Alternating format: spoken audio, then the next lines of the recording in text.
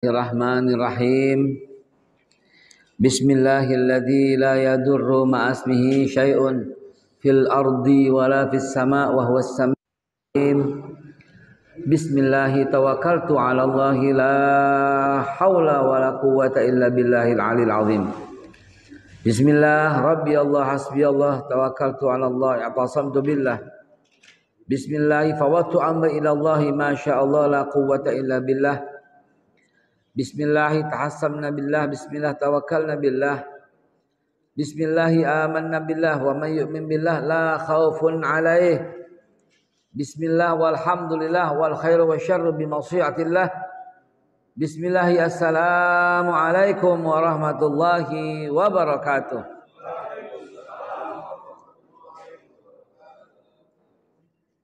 Innal hamdalillah wa syukurillah ala nikmatillah. Wassalatu wassalamu ala Rasulillah. Ayo Sayyiduna Muhammad bin Abdullah wa ala alihi wa sahbihi ajma'in wa ala alihi wa azwajihi wa zurriyatihi wa alihi wa ashabihi wa ummati Muhammad sallallahu alaihi wasallam. Amma ba'du fa ya ibadallah Faya ibadallah usikum wa nafsi bitaqwallah faqad fazal muttaqun faqad fazal man ittaqa wa khaba man tagha.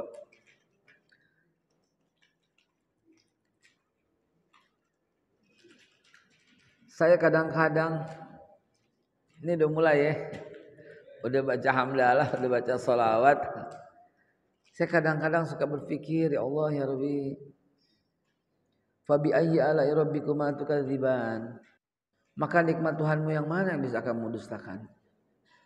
Kadang-kadang baru bangun masuk ke kamar mandi itu belum bisa wudu, istri saya tuh sampai kenapa lu? Kata istri saya. Saya lagi nangis di kamar mandi. Kenapa nangis? Ini beneran saya cerita. Karena cuman 4 langkah 5 langkah dari kamar tidur kita udah keluar air putih bening. Itu dia, nggak ada susahnya gitu loh. Cuma 2 langkah 3 langkah 4 langkah buka ledeng keluar air. Coba dipikirin kok sampai kayak begitu. Coba kita pikirin sejenak sedikit aja, bandingin sama saudara-saudara kita yang ada di Gunung Kidul. 2 kilometer Pak di jalan baru ketemu air. Benar nggak? 2 kilometer. Atau saudara-saudara kita yang tinggal di Papua, 6 kilo, 7 kilometer baru ketemu yang kayak begitu. Coba saya ke Papua, ke Manokwari, ke Tolikara, pedalaman, itu airnya nggak ada yang bisa dipegang, nggak ada yang bisa diminum. Airnya di bawah tuh hijau, airnya hijau, nggak ada orang sana, nggak bisa diambil tuh air Pak, berbulan-bulan lagi Pak. Astagfirullahaladzim. Jadi begitu berapa langkah ya Allah gitu. Dan saya juga menyampaikan ke Bapak Ibu sekalian ini, insya Allah. Kenapa pulang? Tadi kan ada sebagian yang pulang tuh. Kenapa pulang? Padahal dia duduk sebentar aja sampai syuruk, Allah kasih pahala apa itu? Umrah, haji, full. Antum duduk aja di sini sejenak Pak. Antum udah sa'i. Benar apa enggak? Cuman karena enggak kelihatan di depan mata jadi kita santai aja. Padahal ya Allah ya Rabbi, nikmat Tuhan yang mana yang bisa kita dustakan? Fabi ayyi ala'i rabbikuma tukadziban. Coba. Enggak usah pulang. Saya ngantuk Ustaz, nyender aja dah, tiduran dah. Asal jangan keluar dari masjid niat i'tikaf. Jadi nggak tuh? Jadi. Saya kebelet ke kamar mandi Ustaz. Kamar mandi aja di mari, buru-buru masuk lagi niat lagi, perbaharui niat i'tikafnya. Dapat nggak tuh? Dapat. Wah, yang ceramahnya si Haikal. Males gue dengerinnya, nyerang pemerintah mulu. Misalnya ada yang bilang gitu misalnya. Nggak usah dengerin Pak, duduk di pojok sumpel, kuping pakai kapas sumpel. Saking sayang. Ngapain? Pulang di rumah mau ngapain coba? Mau ngapain? Menyiapin pidato presiden. Nah bolehlah pulang kalau begitu dah. Ini mau ngapain pulang? Sayang banget ya Allah ya Rabbi, sayang banget. Jangan ngelihat yang ngomong ya nggak baik. Ya, mestinya kita ngelihat apa yang dikatakan ya. Unzur maqala wala tanzur maqala ya. Jadi begitulah kurang lebih nikmat-nikmat yang di depan mata kita ini kelihatan tapi sering kita abaikan. Bayangin coba. Duduk sejenak, niat yang baik. Oh, niatnya orang mukmin khairun min amalihi. Niatnya orang beriman lebih baik, lebih afdal min amalihi daripada amalnya. Niat nggak bisa nggak ikhlas, amal bisa nggak ikhlas. Niat nggak bakal, niat pasti ikhlas. Karena niat tempatnya di hati. Niat tempatnya di hati. Jadi nggak bakal nggak ikhlas. Oh niatnya, udah pasti ikhlas. Niatnya orang beriman afdal min amali, daripada lebih afdal daripada amalnya. Begitu amalnya kadang-kadang kagak ikhlas. Kadang-kadang tidak sempurna rukun dan syaratnya. Tapi kalau yang namanya niat itu kuatnya Masya Allah. Karena itu niatkan dari rumah niat. Berapa banyak orang-orang yang bangun tidur tapi dia nggak bisa sembahyang subuh. Siapa itu? Orang kafir. Dia bangun pagi-pagi dia olahraga, dia nggak sembahyang subuh. Ada orang yang bisa bangun dan dia bisa sembahyang subuh tapi dia nggak bisa ke masjid. Ada nggak yang begitu? Banyak. Dekat padahal. Dia nggak bisa ke masjid. Yang penting gue udah sembahyang. Ini nggak bisa ke masjid tapi ini banyak. Ntar dia ke masjid kalau mati jadi sembayangin sama orang-orang ntar. Ada dia bisa bangun, dia ke masjid, dia pulang. Sayang banget. Allah udah siapin pahala umroh, Allah udah siapin pahala tawaf, Allah udah siapin pahala sa'i, Allah udah siapin semua. Diabaikan, dia buang begitu aja. Jangan duduk bentaran aja, ngantuk nggak tahan. Ya Rob, mojok. Tuh udah rebahan aja, nggak apa-apa banget, pules nggak apa-apa. Asal niat itikaf dapat pahalanya. Coba bayangin orang Islam itu, Masya Allah, Allah kasih nikmat begitu luar biasa. Jangan abaikan. Jangan lagi dibilang begini, masa duduk begitu aja pahalanya sama umroh. Nggak bahaya hadirin, haram begitu. Nggak percaya dengan Rasulullah namanya, nggak beriman dengan Rasulullah namanya. Kalau Rasulullah bilang begitu ya udah begitu. Wa may yantiqu anil hawa in huwa illa wahyu yuha. Udah kelar, udah pegang aja udah. Allah udah kasih. Ya, jadi sayang banget kalau pulang, sayang banget. Apalagi hikmah-hikmahnya luar biasa yang kita bisa duduk bersama-sama. Saya bukan untuk mengajar, bukan, tapi membagi beberapa informasi terbaru. Membagi karena pergaulan ini, alhamdulillah karena izin Allah Subhanahu wa taala, pergaulan kita luas, dikenal luas. Ini hazam min fadli rabbi, benar-benar dah. Ana juga nggak ngerti, tapi inilah yang kita mau sampaikan. Pergaulan akhirnya kita bisa meluaskan. Hadirin yang dimulakan Allah Subhanahu wa taala, saya mau mengajak teman-teman di Menteng Atas ini berpikir sejenak begini. Dulu kira-kira 30 tahun atau 40 tahun yang lalu. Kalau 40 tahun yang lalu umur kita 20 ya. Jadi 50 tahun lalu deh, ya. 50 tahun lalu. Ketika kita masih 10 tahun begitu ya, masih SD begitu ya. Coba perhatiin, kita tidur aja dilanggar. Benar apa kagak? Tidur aja kita dilanggar. Terus yang namanya pengajian kita nggak bakal lepas. Benar apa kagak? Sarung terus, juz amma kita pegang terus. Sampai mana? Dulu belum ada Iqra.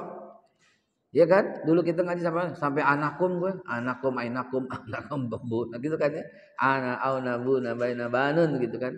Sampai mana ngajinya? Sampai situ. Dulu kita begitu. Lalu kemudian baru kita sekolah biasa. Pulang sekolah kita langsung ngaji madrasah. Agak bakal deh kagak. Zaman dulu kita kayak begitu.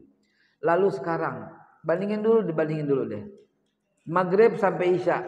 Di mana kita zaman itu? Zaman kita masih kecil. Coba, zaman kita masih kecil lo gimana coba? Nggak bakal gitu di mana-mana. Ya, ada TV zaman dulu, ada TV, tapi TV cuma disetel sekali-sekali. Pada waktu unyil baru disetel minggu pagi. Selebihnya kita nggak setel. Orang tua kita setel tetap. Kalau abah saya ingat nyalain TV, nyalain TV tak jam 9 dia mau dengar Dunia Dalam Berita. Begitu dia tidur. Begitu. Kita paling nungguin deh. Habis Dunia Dalam Berita ada Hunter, ada Didi Mekol, ada MacGyver dulu. Ya, itu aja yang kita tungguin. Hadirin yang dimuliakan Allah Subhanahu wa taala, masa berganti masa, waktu berganti waktu. Akhirnya sekarang kita lihat kayak begini. Zaman itu ada survei Pak Harto sebagai presiden. Ada survei. Surveinya umat Islam 98%, 97%. Begitu yang kita dengar. 96, sekian 97%. Begitu yang kita dengar. Tahu-tahu masa berganti. Kita lengah, kita nggak sadar, kita nggak tahu masjid mulai kosong. Mana anak-anaknya coba lihat. Ini kita bentar lagi pada nggak ada Pak. Allahu Akbar. Astagfirullah. Ini kita bentar lagi pada nggak ada. Begitu kita nggak ada yang isi. Kosong Pak. Apa mau seperti di Bosnia Herzegovina? Masjid pada kosong akhirnya dirubuh-rubuhin. Atau mau di tempat belahan-belahan negeri yang lain? Coba bayangin Pak. Apakah kepikiran bagaimana upaya kita gitu loh Pak? Upaya kita ini bagaimana? Maaf beribu-ribu maaf. Kita jangan cuma sembahyang ngaji pulang, sembahyang ngaji pulang, jangan Pak. Kita mesti ada usaha. Mesti ada usaha. Anak kita ini bagaimana nih? Cucu kita ini bagaimana nih? Tetangga kita bagaimana nih? Fikir. Itu yang mesti kita lakukan, Saudara. Ya. Kalau enggak nih, innalillahi wa inna ilaihi raji'un. Saya dulu pernah diundang ke Timur Timur masih bagian dari Indonesia. Saya ceramah di satu masjid, nggak jauh dari perbatasan. Akhirnya berapa tahun kemudian belum lama saya diajak lagi, diundang lagi, ada urusan lah begitu ya. Mas ceramah udah berubah menjadi kandang babi. Coba bayangin. Astagfirullahaladzim. Ya Allah ya Rabbi. Coba. Saya dakwah sampai ke Jawa Timur, sampai ke Malang, Kediri, Jember. Di tengah perjalanan waktunya udah masuk maghrib. Dan Anda berhenti di perjalanan Anda ingat tuh menuju Jember. Berhentilah saya di satu masjid. Dan ternyata itu azan maghrib.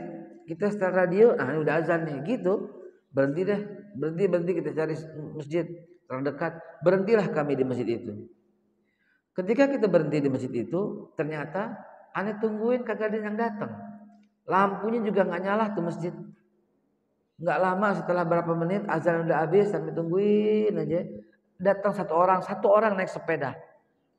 Begitu datang satu orang naik sepeda, lalu saya tanya, Pak, Bapak orang sini? Iya di sini Ustaz. Oh iya. Nggak ada yang datang ke masjid. Oh ntar Jumatan Ustaz. Terus bagaimana? Digembok masjidnya, saya sembahyang di luar. Saya sembahyang di luar, masjidnya digembok. Pak, kok nggak dibuka masjidnya? Nanti Ustaz, ntar kalau Jumatan baru dibuka. Bapak Ibu sekalian, lagi-lagi saya bilang, saya bukan ceramah, saya bukan orang berilmu. Tapi saya mau sampaikan informasi ini biar kita berpikir bersama. Jangan sampai kejadian di mari. Apa itu tanda-tanda? Itu tanda-tanda Pak. Akhirnya, jangankan di situ deh, sebentar lagi, satu lagi. Di Jawa Barat, perjalanan dari Pelabuhan Ratu mau pulang ke Jakarta. Pas-pasan maghrib juga. Dari Pelabuhan Ratu sore, akhirnya kira-kira menunggu maghrib, ntar sembahyang di jalan aja, saya sama supir saya, sama Pak Udin. Lalu kemudian saya keluar dari Pelabuhan Ratu. Saya sebut ya, karena pasti ketahuan tuh masjid punya siapa. Ya ketahuan dah, punya Zenira, Angkatan Darat lah gitu aja dah. Di sebelah kiri jalan gitu loh. Ya sebelah kiri jalan. Menuju ya dari Pelabuhan Ratu menuju keluar Sukabumi di sebelah kiri jalan. Masjidnya gede juga lumayan. Saya masuk ke situ. Dan saya dibuka masjidnya, tapi saya tidak bisa sholat di dalamnya. Kenapa? Karena tidak ada 5 senti pun, tidak ada 5 senti pun yang bersih di karpet kecuali ada tai cicak apa kecoa sama bekas laron. Coba bayangkan itu Bapak Ibu sekalian. Tidak ada 5 senti pun yang bersih. Jadi saya nggak bisa sholat di situ. Saya menangis beristighfar kepada Allah Subhanahu wa taala sambil saya masjid lagi sambil berkata, kita cari masjid yang lain kalau begitu. Saya informasikan ke antum semua nih yang ya kalau saya kan keliling seluruh Indonesia terus begini terus, hidupnya begini terus. Ya gimana udah qadarullah kayak begitu, masa kita orang yang mengundang apa kita ngikutin terus, di mana juga kita kejar waktunya. Nah, ini contohnya yang saya sampaikan itu. Sampai ke Jember kita datang ke musola. Musola jadi begitu juga yang di Sukabumi di Pelabuhan Ratu kajian zuhur. Jadi jemaah sekalian dimuliakan Allah, kalau saya keliling seluruh Indonesia, kaya-kayanya Allah Subhanahu wa taala menugaskan kepada saya orang bahwa hati-hatilah, bahwa waspadalah. Qala Rasulullah sallallahu alaihi wasallam, sayati zaman 'alan nas la yabqa minal Islam illa ismuhu wa la yabqa minal Qur'an illa rasmuhu. Kama qala Rasulullah sallallahu alaihi wasallam. Sayati zaman, seakan datang satu masa 'alan nas atas manusia di mana la yabqa minal Islam, enggak ada lagi yang tersisa dari Islam illa ismuhu kecuali namanya doang. Maka kita baru paham sekarang bahwa ternyata orang yang disebut Islam KTP ada pada ucapan Rasulullah sallallahu alaihi wasallam. Wala yabqa minal Qur'an illa rasmuhu. Dan enggak ada yang tersisa daripada Al-Qur'an kecuali tinggal tulisannya doang. Cuma dipajang aja bererot. Cuma dipajang aja. Saya ada undangan ke Pulau Karimata. Antum bayangin tuh Pulau Karimata di mana? Saya bilang bagaimana cara ke sononya? Pulau Karimata ngundang. Bismillah udah berangkat aja deh. Dari Jakarta kita naik pesawat ke turun di Pontianak. Dari Pontianak kita naik pesawat lagi, pesawat kecil, turun di Ketapang. Dari Ketapang kita naik mobil dulu sampai ketemu pantai, ketemu rawa-rawa, naik perahu dari Ketapang sampai ke Sukadana. Dari Sukadana ganti perahu lagi Pak, ganti perahu lagi baru sampai Karimata. Ceramah cuma satu tempat, cuma satu titik, Isya. Ya, berangkatnya 2 hari yang lalu sebelumnya, kalau nggak nyampe. Datanglah saya di sono, berurai air mata kita nggak bisa ceramah. Kenapa? Karena dari 490 kepala keluarga tidak satu rumah pun Al-Quran ada di rumahnya. Coba, tidak satu Al-Quran pun mereka punya. Saya datang ke sana akhirnya bersama Badan Wakaf Al-Quran, bersama BWA kami datang dan kemudian kami bagikan setiap rumah satu Al-Quran. Kenapa enggak 2, kenapa enggak 3? Bukan soal itu, bawanya bagaimana. Itu udah 500 Quran Pak gitu. Yang manggul bagaimana coba? Begitu kita bawakan, kita bagikan di sana. Hadirin yang dimuliakan Allah Subhanahu wa taala. Mereka masyarakat yang tidak membutuhkan uang begitu banyak.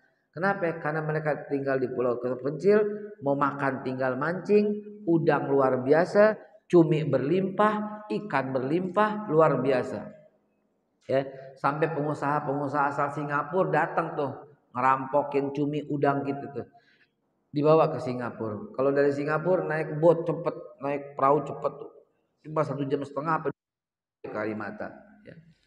Hadirin yang saya mau sampaikan adalah itu bagian daripada Indonesia dan dari 490 kepala keluarga semuanya Muslim, cuma ada satu keluarga yang non Muslim dan nggak diganggu, nggak diminta masuk Islam, luar biasa toleransinya ya.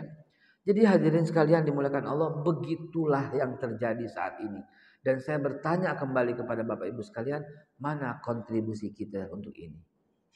Alhamdulillah, saya sejak tahun 1986 sudah membuka pengajian untuk ini. Karena memang berangkat dari kekhawatiran seperti itu. Zaman-zaman itu kan udah SMP, udah SMA ya, S86 udah SMA ya.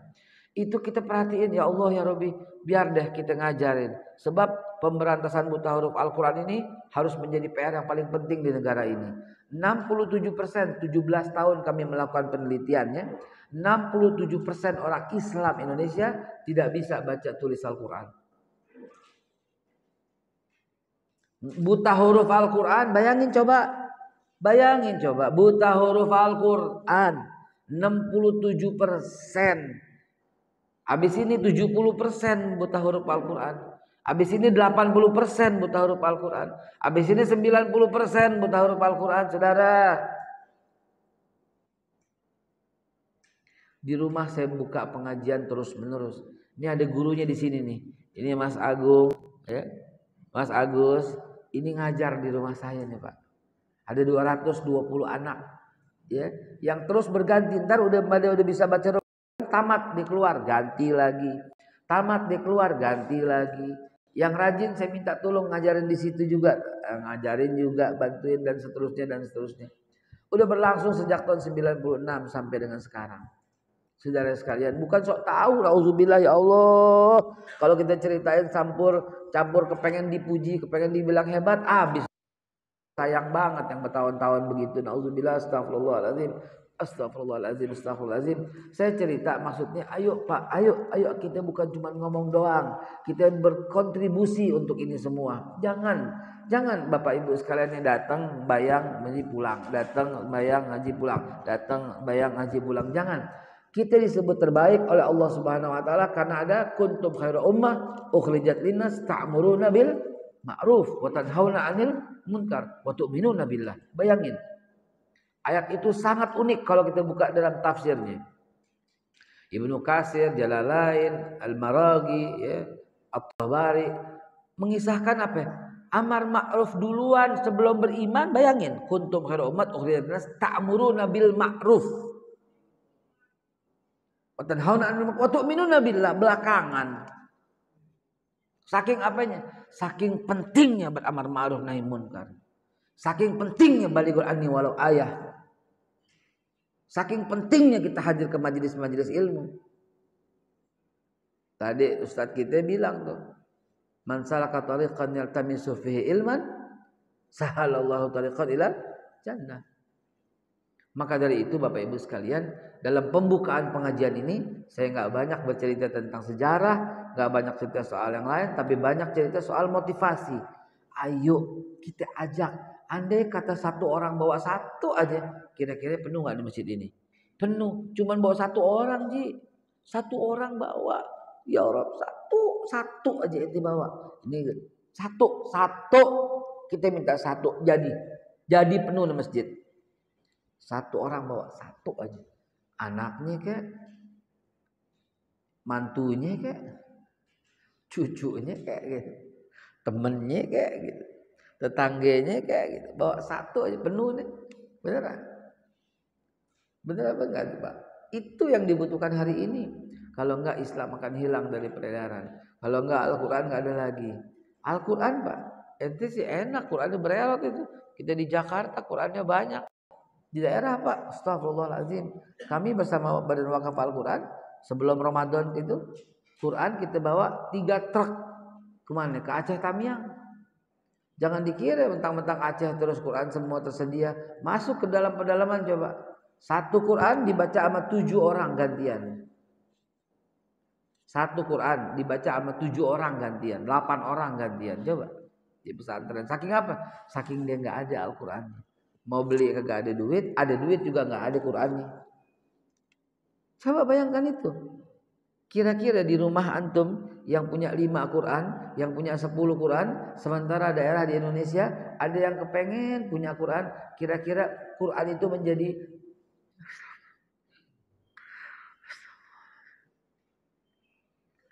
Astagfirullahaladzim.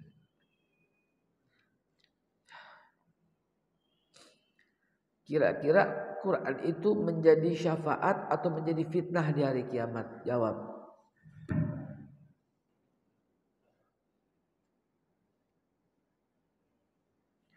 Di hari kiamat nanti, Quran yang ada bererot-bererot begini, sementara banyak orang yang kepengen banget punya Quran, apa jadinya? Kira-kira.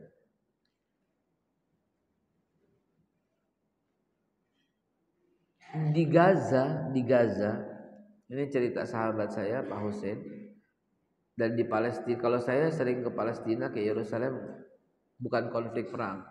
Di Gaza, dibawain duit, anak-anaknya cuma terima, ya udah ditaruh di kantong aja udah.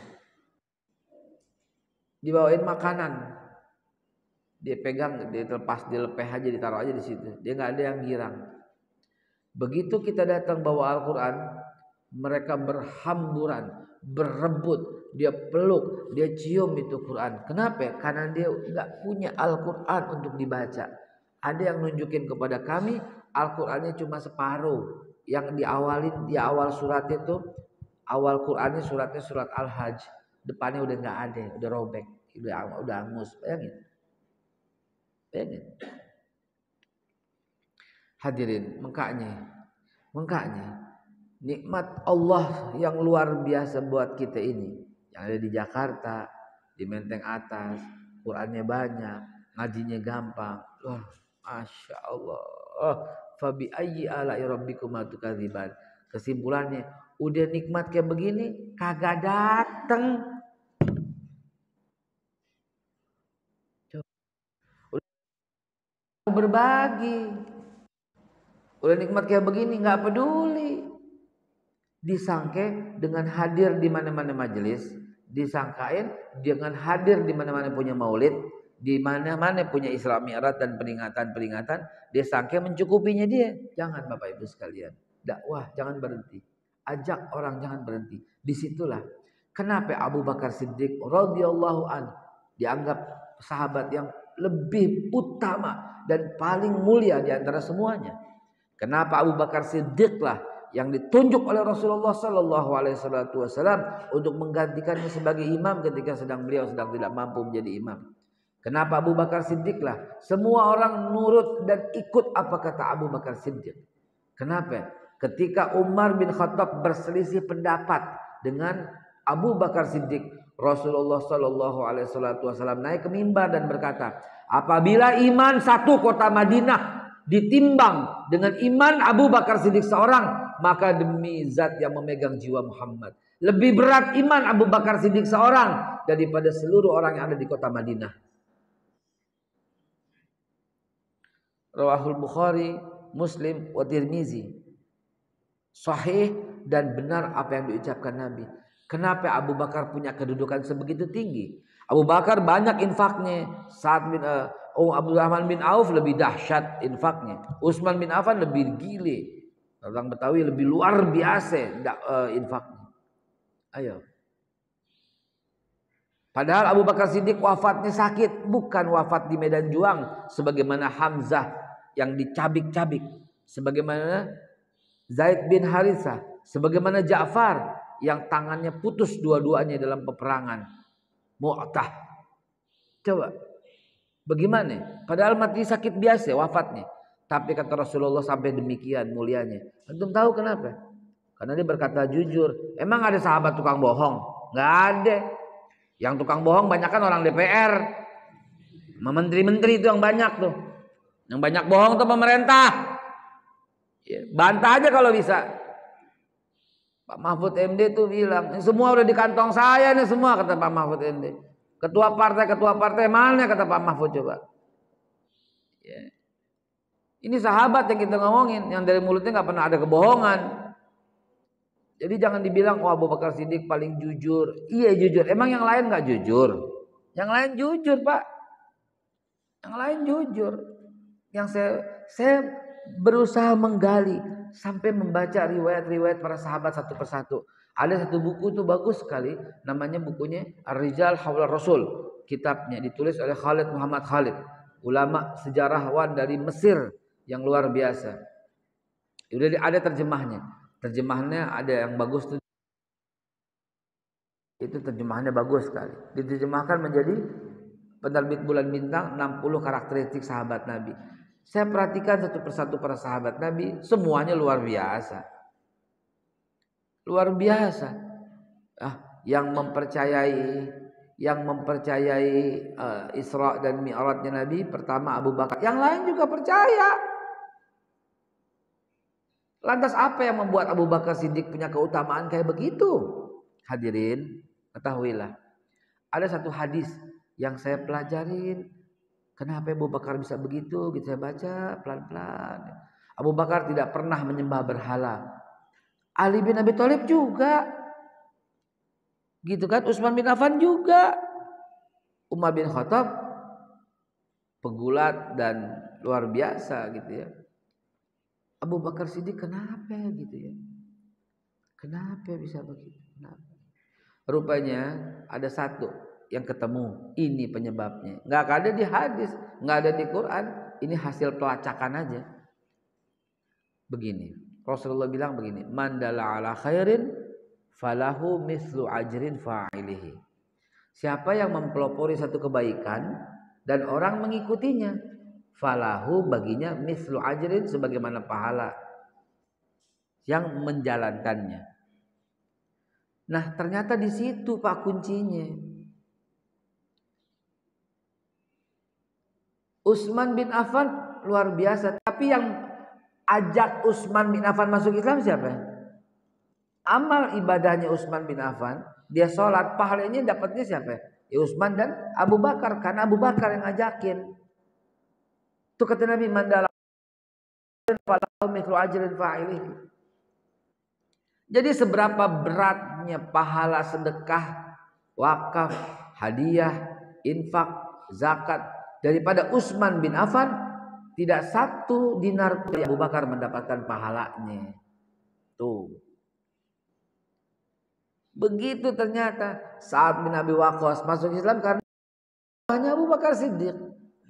Thalhah bin Ubaidillah, Zubair bin Awwam, Abdurrahman bin Auf, Abi Dzar Al-Ghifari, Salman Al-Farisi, Bilal bin Rabah, semuanya itu dakwahnya Abu Bakar Siddiq. Diajak satu persatu masuk Islam. Yang miskin, dia budak, ditebus sama Abu Bakar Siddiq, dibebaskan masuk ke dalam agama Islam. Yang punya hutang rente berlipat, dia hutangnya sama Abu Bakar Siddiq dan kemudian diajak masuk Islam. Coba. Itulah sebabnya Abu Bakar Siddiq karena dakwahnya yang membuat dia punya keutamaan begitu dahsyat. Kita ada di bagian deh, jangan ke Nabi dulu deh, coba 0,00001% dari sifat Abu Bakar Siddiq aja selamat udah. Jadi karena dakwahnya. Banyak sahabat Nabi Pak, ada 124.000 orang pada waktu Rasulullah wafat. Yang tercatat dalam sejarah berapa? Paling 60-70 Pak. 80 deh paling tercatat. Selebihnya kemana? Bukan saya kecilin, auzubillah bukan. Gak kedengeran dakwahnya. Nah yang kedengeran ini dia. Thalhah bin Ubaidillah yang berjuang bersama Nabi, yang berperang bersama Nabi, yang mengeluarkan jiwa, yang sebagai dakwahnya Mu'adz bin Jabal yang mengislamkan Hadramut dan Yaman. Bagaimana dahsyatnya Bilal bin Rabah setelah dia masuk Islam, dia dakwah ke Damaskus dan diajak orang Suriah masuk Islam dari tangan Bilal bin Rabah. Bagaimana keluarga Ibnu Mas'ud yang paling jauh, dia berdakwah sampai ke Sumatera, tuh daerah baru Sibolga. Makam para sahabat Nabi ada di Mahligai di sana. Bagaimana dakwahnya Sa'ad bin Abi Waqqas sampai ke Cina dan wafat di Guangzhou. Ada makamnya, makam Sa'ad bin Abi Waqqas. Begitulah para sahabat Nabi yang mulia, saudara. Dia berdakwah, diajak orang untuk kembali ke Islam, atau diajak orang untuk masuk ke dalam agama Islam dengan pengetahuan yang baik, tentunya bukan memaksa, bukan mengiming-imingi, bukan, tapi dengan memohonkan hidayah kepada Allah Subhanahu wa taala. Dahsyatnya para sahabat Nabi itu, sampai semuanya diajak. Ada yang wafatnya di mana-mana semua. Dari 124.000 sahabat Rasulullah Sallallahu Alaihi Wasallam yang ada makamnya di Baqi hanya sekitar 10 ribuan saja. Di manakah 123.000 yang lain? Ada yang tercatat, ada yang nggak tercatat. Mereka semua berpencar untuk mengajak orang ke dalam Islam. Suku Indian Cherokee Merah itu di Amerika. Dan dia bagian daripada sahabat Rasulullah yang dakwah ke Amerika. Kedatangan Christopher Columbus lah yang membunuh semua orang Islam dari suku Indian di Amerika. Begitu juga yang dakwah sampai ke Australia. Begitu juga yang dakwah sampai ke seluruh penjuru dunia. Yang di Eropa, yang semuanya. Begitu juga yang dakwah ke Asia. Dan bertahan terus sampai pada waktu yang sangat menyakitkan hati. Nusantara kita. Di atas kita ada sebuah kerajaan yang masyhur, namanya kerajaan komplek tuh ya, Darul Ma'arif. Sekarang mana dia kerajaan itu, saudara? Mana dia coba? 1600, 1700 hilang itu, berganti dengan Laos. Sedikit di bawah Laos ada kerajaan Islam yang masyhur, namanya kerajaan Islam Mindanao. Kemana sekarang, Pak? Nggak ada sisanya. Datang Raja Philips II. Datang Raja Philips dan dibunuh semuanya, Pak. Kalau nggak mau masuk agamanya dia dibunuh, Pak. Dan kerajaan Mindanao sekarang nggak ada sisa kecuali tinggal Filipina. Turun sedikit tuh dari Filipina. Ada kerajaan Islam Tamasek. Mana sekarang sisanya coba? Kerajaan Islam Tamasek mana coba? Rajanya bernama Abdullah. Uang matinya itu pakai dinar dirham. Bahasanya Sarari, bahasa Arab. Mana dia sekarang tuh raja? Ada kerajaan Tamasek mana? Tuh Singapura. Sedikit ke kanan ada kerajaan Islam Rohingya Rohaya. Naras coba mana sekarang? Nggak ada, adanya Myanmar sekarang. Sedikit ke sebelah barat ada kerajaan Islam namanya kerajaan Islam Patani Patayan Narasiwa. Mana sisanya coba? Habis, Pak. 1555, 1600 habis semua itu. Tinggal apa sekarang? Thailand. Ho Chi Minh. Ayo coba sebut mana kerajaan-kerajaan sisanya. Ada kerajaan Islam yang sangat masyhur, gudangnya para alim ulama. Guru Marzuki bin Mirsad dari tempat itu tuh saudara. Namanya kerajaan Islam Campang. Guru Marzuki bin Mirsad masih keturunan Raja Patani Pataya juga. Guru yang menyiarkan Islam di Tangerang itu penyiar dari situ juga. Mana kerajaan Islam Champa sekarang? Nggak ada. Sisanya apaan? Champa, Kamboja. Saudara, apa nggak khawatir kalau kita ngelihat tren, ntar ketika kita ini semua udah pada meninggal, anak-anak kita yang sekarang nggak kenal masjid, yang sekarang berebut ikut konser, lah iya, konser banci itu dimauin, gimana ceritanya coba? Direbutin, coba. Apa yang terjadi 10 tahun dari sekarang? Kalau kita cuma ngaji sembahyang pulang, ngaji sembahyang pulang, ngaji sembahyang pulang, ngaji sembahyang maulid pulang, ngaji sembahyang maulid pulang. Apa jadinya 10 tahun lagi kita udah pada meninggal? Coba Bapak Ibu sekalian pikirkan itu. Mengkaknya. Ini contoh. Nih yang ada di dada saya nih. Ini contoh. Nih yang antum punya ini contoh. Ini yang Haji Andi punya nih, ini contoh. Ini yang bikin dakwah berkelanjutan. Saya kalau ceramah kagak ada ginian sedih saya, ya elah gitu. Tapi kalau ada yang pegang handphone begini semua girang saya. Girang saya. Antara girang sama deg-degan jangan intel nih.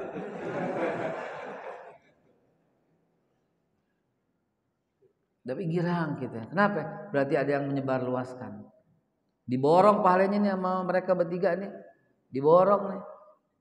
Kenapa? Karena dia yang melanjutkan lagi. Dia diborong berarti. Itulah dahsyatnya dakwah dan Abu Bakar Siddiq. Itulah yang membuat Islam dari zaman Rasulullah terus berkembang berkembang, tapi sayang sampai 1600, 1700. Dari 1700 kemarin, dulu Indonesia juga begitu. Makanya saya tadi pengajian dibawalin, ingat nggak ketika masih umur 10 tahun, apalagi masuk bulan Ramadan, nggak ada yang namanya sekolah. Ramadan 30 hari di masjid, sekolah pre. Sekarang kagak, ditumpukin tuh dengan fisika, kimia, matematika, bahasa Inggris yang nggak bakal ditanya di lubang kubur. Hari-hari kita disibukin sama partai, padahal nggak tanya di lubang kubur, nggak ditanya. Tapi kita ribut urusan itu. Emang di lubang kubur ditanya, lu milih siapa? Kagak. Lu milih siapa? Kata malaikat Jibril, kagak. Kagak ditanya. Yang ditanya apa? Man rabbuka. Tanya itu. Oman nabiyyu kan ditanya, oman imamu kan ditanya, oman kiblatu kan ditanya, oman ikhwanu kan ditanya. Siapa yang kamu pilih? Enggak ditanya. Lu milih partai apa? Enggak ditanya. Enggak ditanya sama malaikat, enggak ditanya. Bapak dari partai apa? Enggak ditanya. Anda orang suku apa? Enggak ditanya. Sama malaikat enggak ditanya. Yang ditanya adalah siapa Tuhanmu? Siapa nabimu? Wamadinuka tadi, kepotong apa agamamu? Itu ditanya. Yang lain enggak ditanya, Pak. Ngapain kita ribut-ribut terus-terusan? Itulah ya, di lubang kubur ditanya enggak? Kunut apa enggak kunut? Tanya enggak? Enggak. Tahlil apa enggak? Ditanya enggak sama malaikat? Kenapa kita ribut, berantem, protes, kita kunut, kita dikatain bid'ah? Kenapa kita ribut dikatain bid'ah tiap hari ketika kita masih tahlilan? Kenapa coba? Apa enggak gregetan tuh dengan orang yang seperti itu? Sabar aja deh, udah deh. Sabar aja deh. Kita baca ratib, baca tahlil tiap malam. Lu mau bilang bid'ah, terserah. Ya, terserah. Terserah lu mau bilang bid'ah kayak enggak kayak terserah. Kita dakwah ke semua orang. Ke semua pintu. Kita ketok. Dibilang munafik, sebodoh. Kita ajak semua pejabat Islam. Kita kejar pintu-pintu mereka. Mau jenderal, mau siapa kayak, saya datengin dan saya ajak dia untuk kembali. Saya dakwahin dengan mereka. Gara-gara itu dibilang pengkhianat, sebodoh. Semua partai kita masukin, kita bilang dia supaya peduli dengan Islam. Kita ajak mereka untuk menyetak Al-Quran dan bagikan Al-Quran ke seluruh Indonesia. Karena Quran sekarang makin lari, makin langka. Dengan cara itu aja dikatain munafik, dikatain dua kaki, sebodoh. Kita ajak semuanya kembali mencintai Rasulullah. Kita ajak menghormati para alim ulama, para habaib, para kasih penjelasan buat mereka. Dikatain pengkhianat, dikatain dua kaki, dikatain munafik, dikatain cari duit, dikatain apa yang sebodoh. Jangan pernah berhenti untuk menuju kepada Allah Subhanahu wa taala. Saya dipesanin begitu sama guru-guru saya. Jadi enggak bakal ada orang yang bisa ngecilin dengan ngatain begini, enggak bakal. Siapa lu bisa berpengaruh dalam hidup kita? Enggak bakal, Saudara. Enggak bakal berpengaruh. Bilang begitu. Enggak bakal berpengaruh. Kita tetap meninggikan kalimatullah. Kita tetap menghormati para alim ulama, para kiai, obil khusus, para habaib. Kita tetap hormat dan cinta dan doain mereka selalu. Mau dibilang apa kayak masa bodoh. Karena kita tidak pernah peduli dengan penilaian manusia. Yang kita peduli adalah Islam mesti harus tetap ada. Islam mesti tetap diibadahi. Al-Quran mesti harus dibaca. Hadis mesti harus dibaca. Dan itu mesti terus menerus. Rabbaka hatta ya'tiyakal yakin. Itu yang kita dakwahin. Dengan cara itu dikatain nggak apa-apa, Saudara. Kecil. Lu pakai bid'ah lo gitu saya bilang. Kenapa ada orang sedekah tegap? Hadisnya begitu. Makanya orang Turki sembahyangnya tegap. Allahu Akbar. Tegap. Memang ada hadisnya cuma begitu dilihat. Kan dulu nggak ada konfirmasi. Lain dengan orang Mekah. Kata kuliah kata Rasulullah meletakkan tangan kirinya di lambungnya begini dan bersedekap ada. Jadi macam-macam. Rasulullah cuma bilang sallu ra'aitu kama ra'aitumuni usalli. Salatlah kamu sebagaimana lihat aku salat. Sahabat lihat kan habis dakwah, habis dapat ilmu dari Nabi mencar semuanya. Makanya selain ngaji fikih, selain ngaji sejarah penting. Habis lihat Nabi ini tahiyat, sejak mencar semua sahabat. Makanya tahiyat berbeda-beda. Kadang kan kata Nabi lihat, oh lihatlah kamu, salatlah aku, sallu kama ra'aitumuni usolli. Salatlah kamu sebagaimana lihat aku salat. Ada sahabat bukan gerak-gerakin tangan, dia gemeter. Lo kalau nggak gemeter, gue gemeterin begitu. Kalau yang naik 3 metal ente, nggak bener udah main.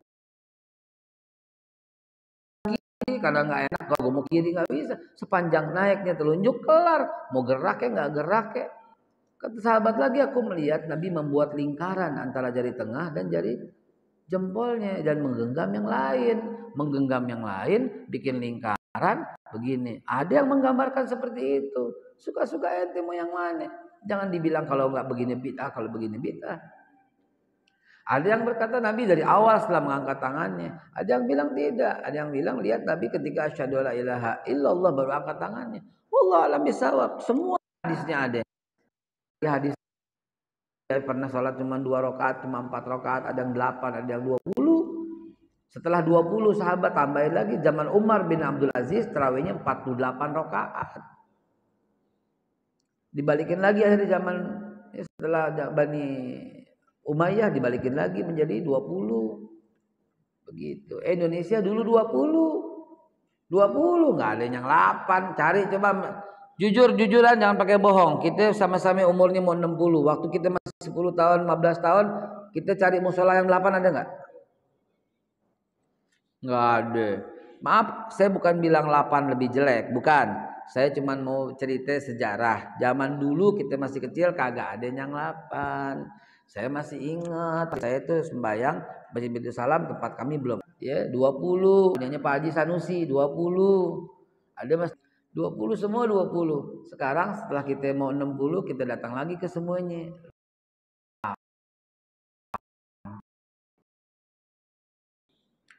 Saya nggak bilang jelek ya, saya cuma bilang ada penurunan, gitu aja, ya, ada penurunan.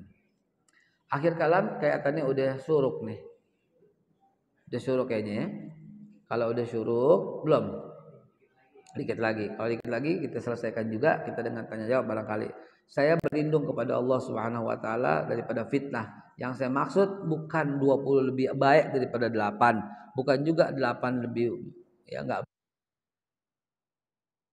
Cerita zaman dulu nggak ada yang 8, sekarang banyak 8. Takutnya setelah 20 tahun ke depan tarawihnya nggak ada lagi begitu. Akan begitu dari 20 ke 8, habis 8 apa? Udah bisa masing-masing aja tarawih di rumah. Begitu kan bisa aja kan. Nauzubillah summa nauzubillah. Kan faktanya udah kejadian Isa bubar.